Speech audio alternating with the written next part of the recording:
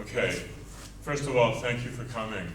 It's like a weird time that we're all living in, and I very much appreciate you being here, even though some of you will probably be here because Charlene forced you to come, but that's okay too. And I want to also, before I start, thank Charlene, who so many of us know is basically a force of nature in stilettos for people and for causes that she cares about. And this exhibition would certainly not have happened without her creative and hard work. And then I also want to thank Charlene for the work that she's done on the United Nations exhibit that we just opened yesterday for the 70th anniversary of the UN High Commission for Refugees. And it's a virtual exhibition. You could go online and have a look at that. But thank you, Charlene. It's, tonight feels very special, and I very much appreciate you making it happen. But I do want to say that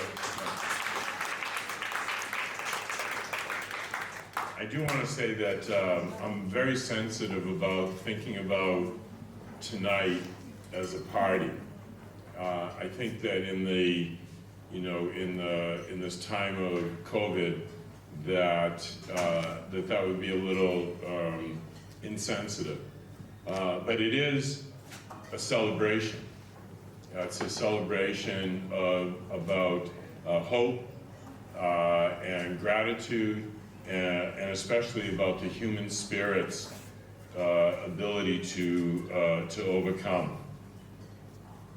So I've spent most of the last 20 years living in traumatized communities around the world while doing the work of my family foundation.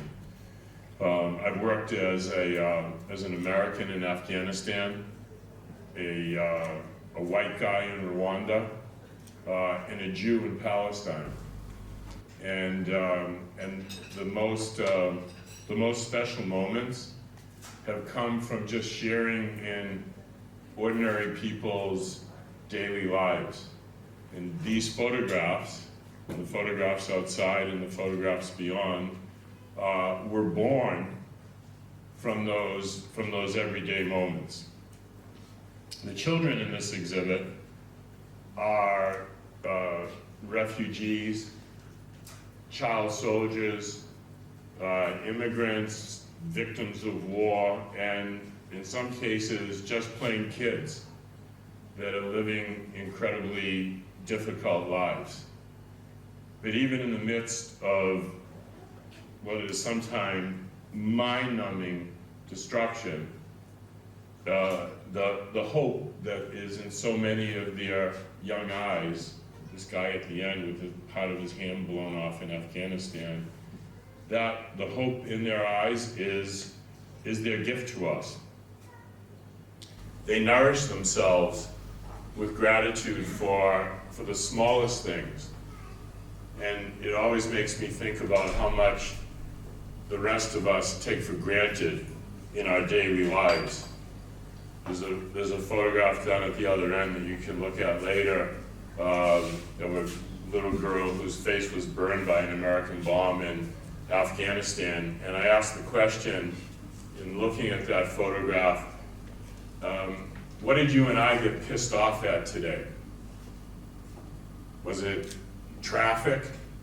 Was it that somebody was late for something, or the waiter got something wrong, or whatever?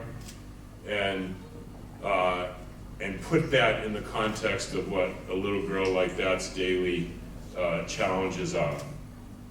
So these children on the wall and again outside live in alleyways, in refugee camps, in remote villages, in slums from Afghanistan and Syria and Pakistan Ma, I'm doing something. This actually is my mother. Wait.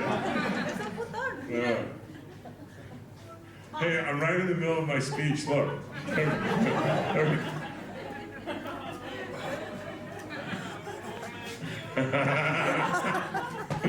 Okay, I love you. Okay. Okay, thanks. Really, that wasn't planned. We don't believe you. This is marketing. Marketing, right.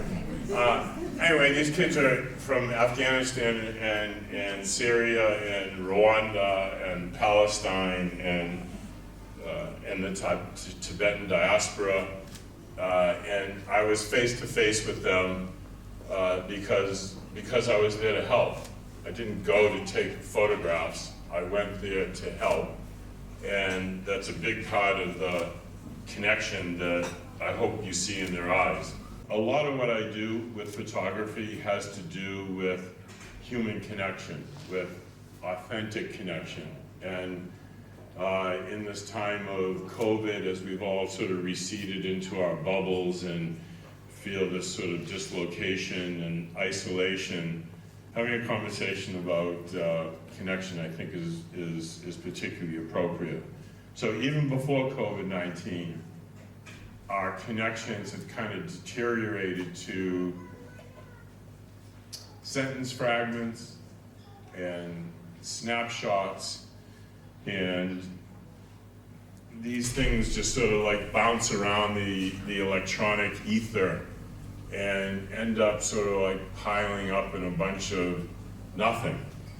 And my point of view is that without authentic connection, we lose like a super important, really primal part of ourselves, the part that makes us human and most fully alive.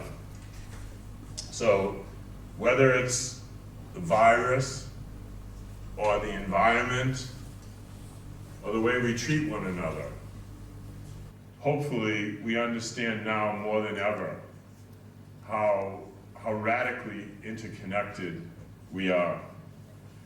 And now with respect for our collective vulnerability and enthusiasm for our potential, I'd like to introduce you to the children of Invisible Sun, accompanied by the song Invisible Sun, sung by and written by my friend Sting. So there's a short video that we're gonna watch. Don't feel bad for these kids. They don't want our pity. And I didn't show them to you tonight so that you could say, oh, look at those poor kids, I wanna give them a hug. Hopefully, we take strength from their strength. We feel more thankful in our own lives, and in return for that gratitude and that strength, we find ways to give other people hope. And not just by giving money, but by giving something of ourselves. And the slightest ray of hope can ignite the human spirit's ability to overcome. And that's the power of the invisible sun. Thank you.